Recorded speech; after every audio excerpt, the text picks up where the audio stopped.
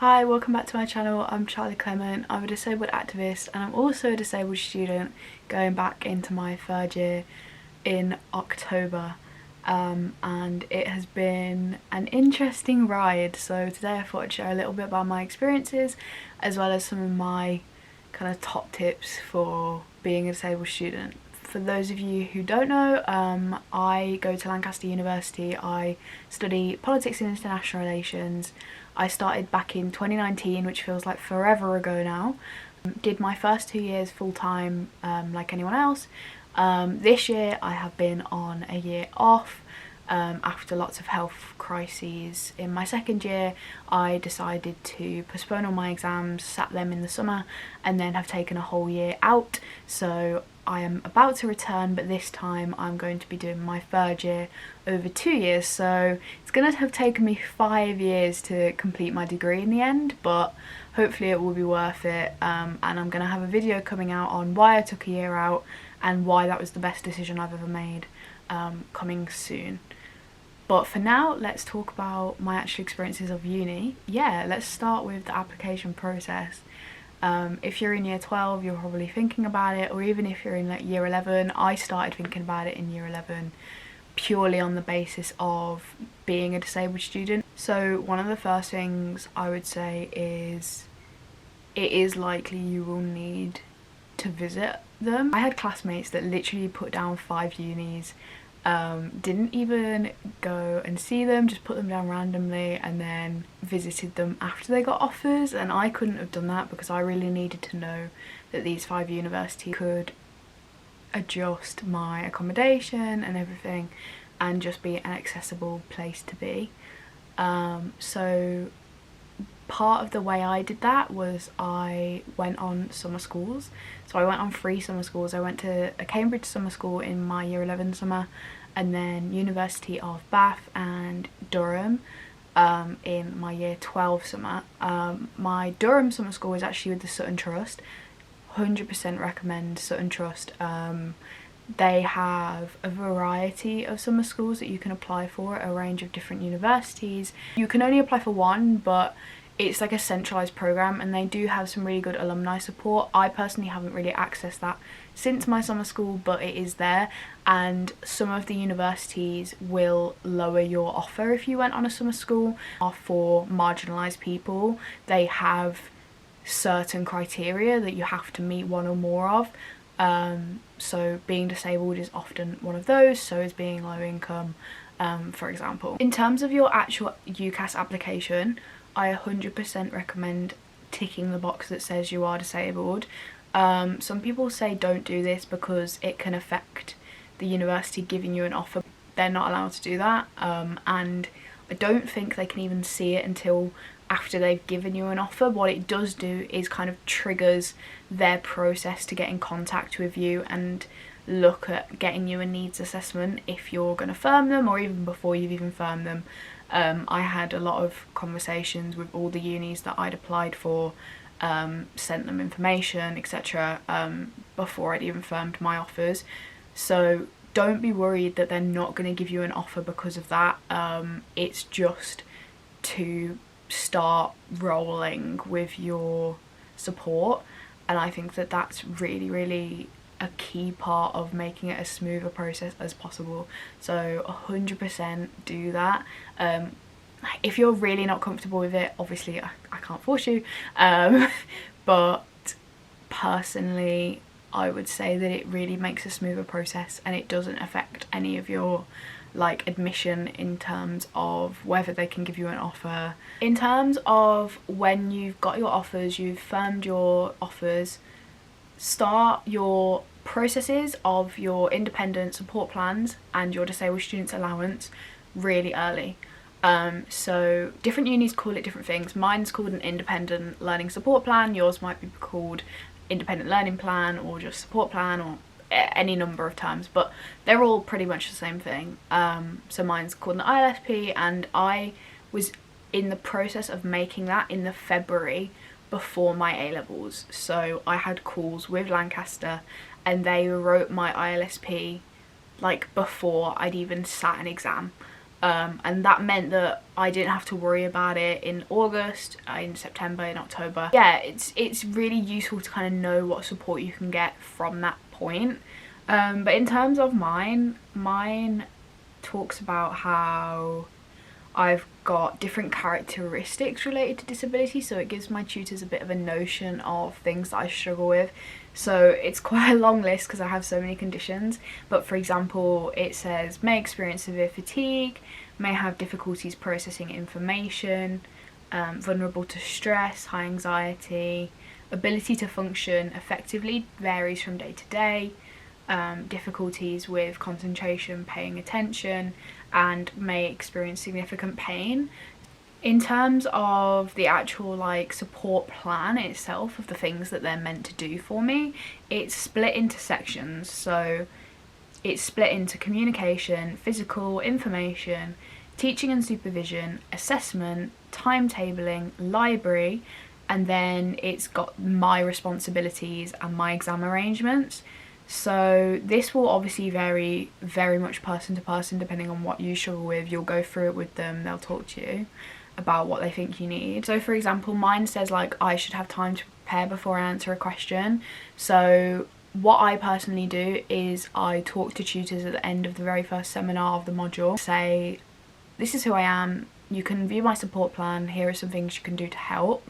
And one of the main ones that I talk about in that little meeting will always be that specific point, because I really struggle if somebody just calls on me without me having my hand up and having like known that I've got an answer. So that's one that I always bring up really early on. Physically, it talks a little bit about the physical environment and like trying to find spaces that are accessible. Can use stairs and things. That hasn't really been a problem for me. But obviously if you're a wheelchair user and there's like a building that doesn't have a lift, for example, that may be something that really comes into play and that you have to fight a lot. So it's worth thinking about that when you look at unis, like what lifts are there, will they make sure that you're on the bottom floor if there isn't a lift, and etc. In terms of information, I'm meant to have lecture handouts in advance. And I'm also meant to be provided more guidance about reading.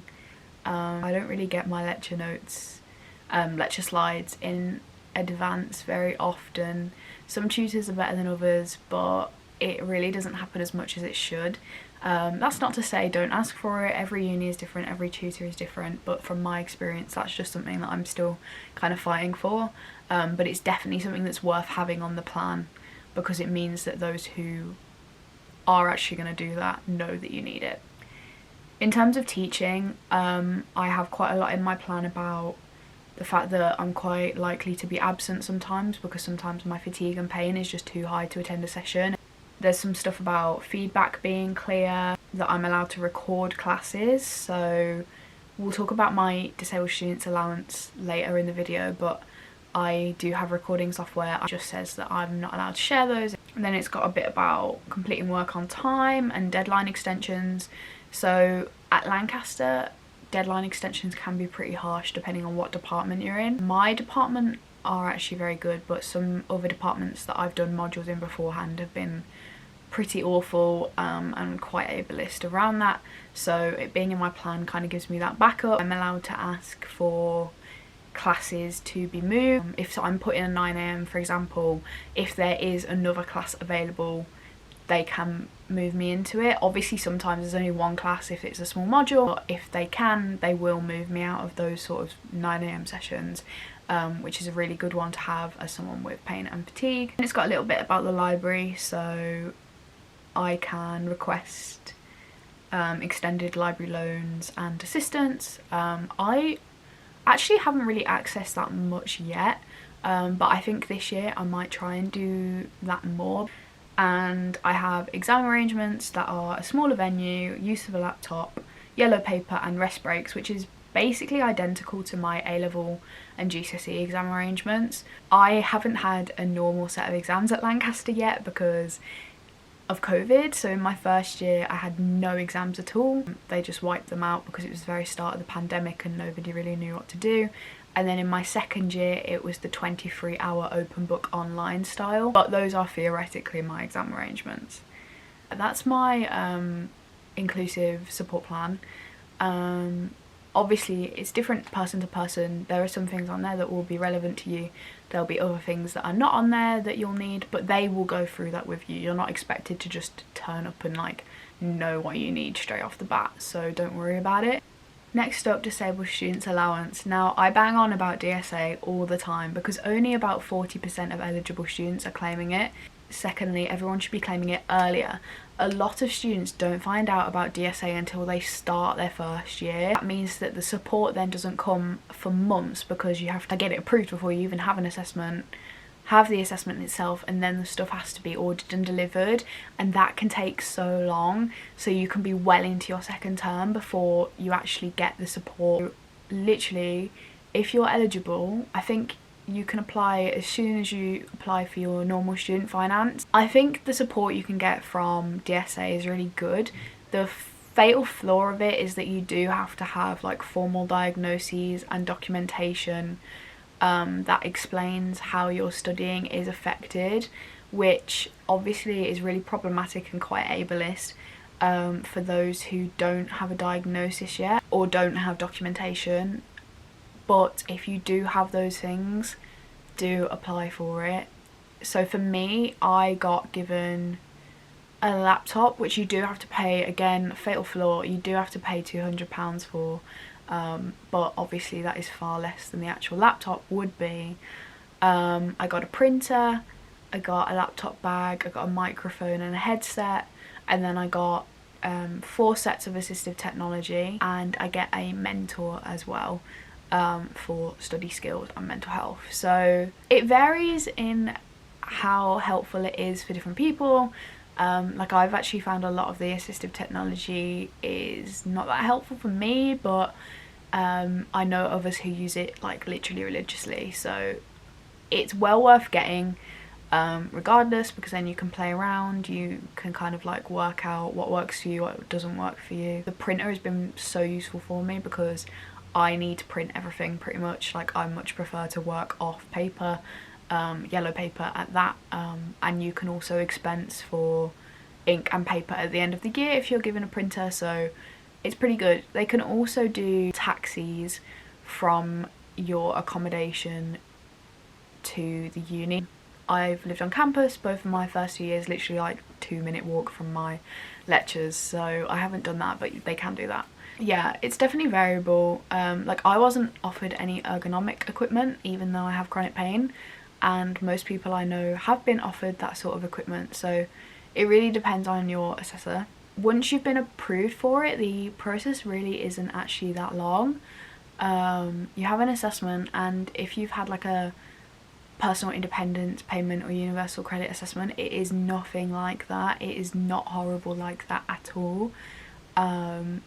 These are assessors who genuinely want you to get the help, and you essentially just go through like different categories of things that you might be struggling with, and they actually like take the time to work out if those are things you struggle with that you haven't even noticed. So there was stuff in my assessment where I was like, oh, like actually I do struggle with that and I could do some support for that, but I hadn't even noticed.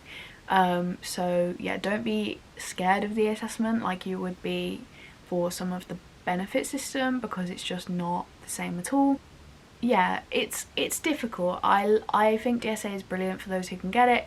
Like I say, it does have some really fundamental flaws that are quite problematic, but if you are eligible, please do get it, because so many people who are eligible don't get it, and it really can provide some really good stuff.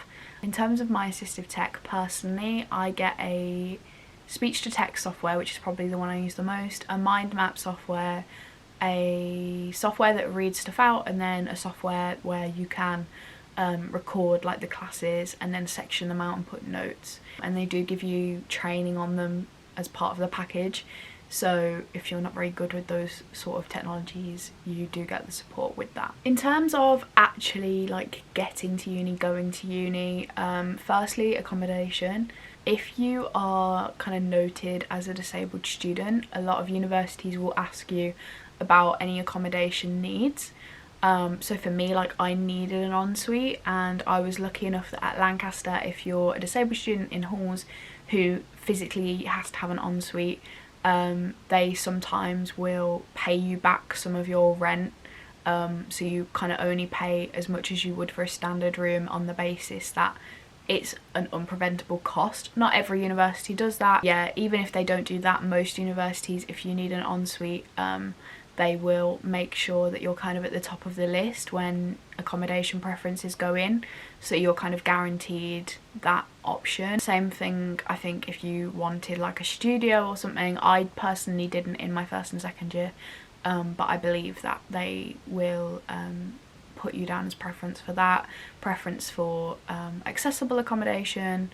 I also had a shower chair put in, so I didn't have to take my own shower chair. And I know one of my best friends was put on the side of the building that didn't face the sun because she has migraines and had like a special blind. It's definitely worth asking about any of your needs. They do have to meet them to a certain extent. Again, that's one of the strengths of telling them that you're disabled from the get-go, that you don't have to start chasing that like halfway down into the process. As a disabled student, you really have to think about any of the aids or accommodations that you might need while you're at university, especially if you're someone who's had a lot of support from family previously and is moving without any like PA support. I had some adaptive kitchenware. For example, I have a colander where you kind of tip it in and it's got the colander and then a bowl underneath. So you tip it all in and then you can go to the sink and tip, and it only tips the water out. I don't know how it works. I'll try and find a photo to put here, or a link, because it's kind of hard to explain, but then the water just goes out and then the stuff stays level, so you don't lose any of it down the sink, and that has been an absolute godsend for me with my pain and dyspraxia. I also have cutlery that has thicker handles, and that was always useful because it's purple cutlery, and everyone has the same silver IKEA cutlery. Don't take silver cutlery, take something with different coloured handles, or at the very least like put some nail polish on the ends or something, because everyone will have that. I also had plates that had like yellow circles on them because then you can spot stuff. That's as a side note. I mean, that's useful for anyone whether you're disabled or not, but that is definitely a big part of living in halls, is not having plain stuff. I had thicker cutlery, the colander. I had like a jug where you didn't have to bend to see the level, like you look down it and it shows you the level. I had thicker handled whisks and stuff like that. Yeah, just think about the things that you struggle with at home, that you need support with, that you might need help with. A lot of people at uni will use those like Dishmatic sponges, and they're useful for anyone because you use less washing up liquid using one of those. But for me, that was useful because I hate being submerged in water. I've always struggled with washing up, but at uni you just have to do it because there's not going to be a dishwasher most of the time. So having one of those sponges on a stick where I didn't have to touch the sponge was really good at kind of getting me through that. So yeah, I just recommend like kind of do an audit while you're still at home of like, what do you struggle with on a day-to-day basis that you might want to find like an aid or an accommodation for. I was very lucky in first year and second year, to be fair, that I had flatmates that did really support me with a lot of stuff. So we used to cook together, they'd help me take my laundry down to the laundry room, but you can't definitely know that that's going to happen, so it's good to kind of have contingencies and have those aids and accommodations that can support you to be more independent. Think about things like sleeping. I know a lot of people who need earplugs in halls. I was okay, I managed to sleep all right, even though my room backed onto the kitchen. And if people were having parties quite late, I sometimes struggled. So I would maybe have ear defenders on sometimes, I would use earplugs sometimes. So just consider what needs you have around that sort of thing. Basically just think about what you need at home, and what might change in a busy halls environment where people are coming and going all the time and living very, very different lives to you. You never know who you're going to be with and whether their schedule is going to match up to yours, and that's difficult to manage a lot of the time as a disabled person, but it is something that you can put some contingencies in place for. Another thing I'd say is there will probably be a disabled student forum, society. It might have different names, but nearly all universities will have some sort of cohort of disabled students that get together both socially and to organise. They will probably help you if you have any issues with your department. Most of them will be connected to the Students' Union and have like an officer within the Students' Union who can help you if you're facing any ableism or access issues that need taking higher up. And it's also just nice sometimes to be in a social space with people who get it. You might have great friends, but if they're non-disabled, they won't understand absolutely everything you're going through, and I think it can be really important to have that. Get to know your department and get to know your tutors. For me, in first year, I had like an academic advisor who was really, really supportive, and he was brilliant. He was very good at providing backup if I needed it about extensions. So well worth getting to know your advisor. Not everyone will get to know their advisor if they don't meet them regularly, but for you as a disabled student, that can be very, very important. Secondly, I don't know their proper title, but like we had like an admin person who kind of was also a welfare person, and they were the person who would approve extensions. And I used to tip up in her office crying like at least once a week. It can be really good to know who that person is. And then just in terms of like seminar tutors, I said earlier I think about talking to them at the end of my first session. You don't have to talk to them in person, you might not want to do that, but you can always pop them an email. I do it face to face purely so they can see my face very early on and know who I am, but you can email and let them know that you've got an ILSP and that you're in their class at X time on X day. Last point, if you need to defer an assignment, an exam, defer for a whole year like I did, that is okay. It doesn't make you a bad student or a bad person. They often don't really tell you about these options until it's too late, but those options are there and they are there for a reason. I think if I had had some time out back in first year when I already didn't feel very comfortable or safe, I would have had far less crises. Those options are there for you for a reason. If you need to use them, use them. Even if you don't need to fully defer something to summer, just getting extensions is also okay. You can graduate as a disabled student, but not if you fall into crisis and sacrifice your health. No degree is worth your health.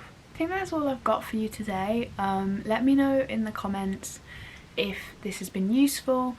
If you're a disabled student, let me know if you've got any tips that I haven't covered, and if there's anything you want me to cover further.